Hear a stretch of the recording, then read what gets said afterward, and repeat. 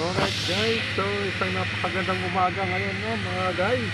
So ito na naman po tayo, nagbabalik si Good TV. Alright, so mga guys, no, dito sa aming trabaho, share ko lang itong konti natin gagawin ngayon. So mapasin nyo, ito guys yung ating plant. Yan, plant direction, ating drawing, no, noting.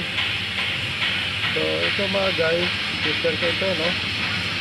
So itong ating tubo ay naka-slope, no? Yan, naka-slope siya.